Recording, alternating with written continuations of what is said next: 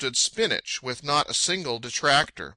On this issue, the vote in the affirmative practically was by acclamation.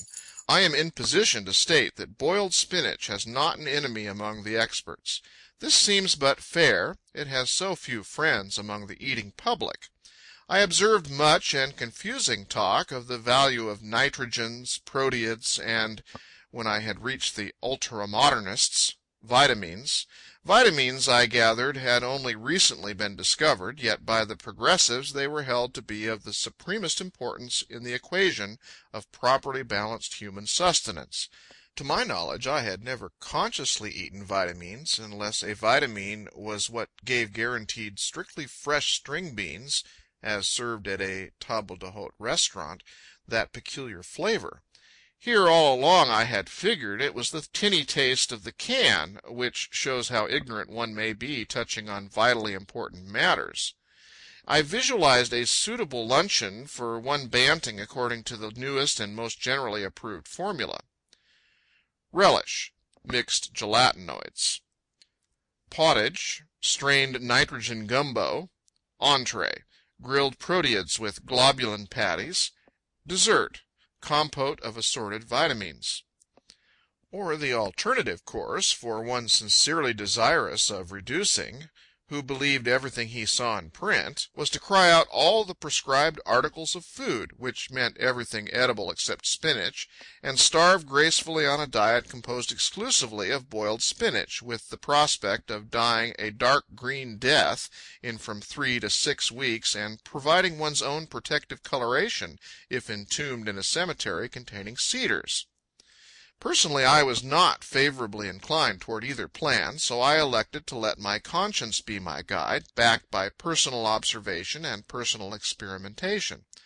I was traveling pretty constantly this past spring, and in the smoking compartments of the Pullmans, where all men, for some curious reason, grow garrulous and confidential, I put crafty, leading questions to such of my fellow travelers as were oversized, and made mental notes of their answers for my own subsequent use. Since the 18th Amendment put the 19th hole out of commission, prohibition and how to evade it are the commonest of all conversational topics among those moving about from place to place in America. But the subject of what a man eats, and more particularly what he eats for breakfast, runs at a close second for popularity.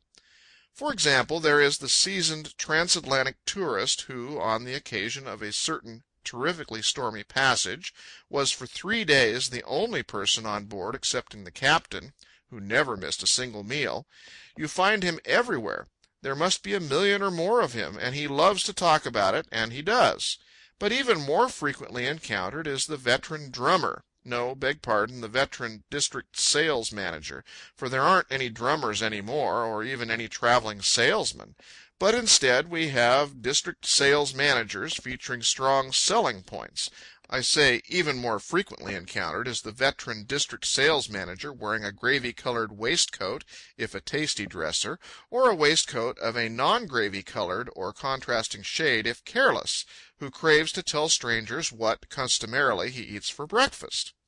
I made it a point to study the proportions and hearken to the disclosures of such a one, and if he carried his stomach in a hanging garden effect, with terraces rippling down and flying buttresses and all, and if he had a pasty, unhealthy complexion or an apoplectic tint to his skin, I said to myself that thenceforth I should apply the reverse English to his favorite matutinal prescription. End of chapter 8. Recorded by Brian Ness.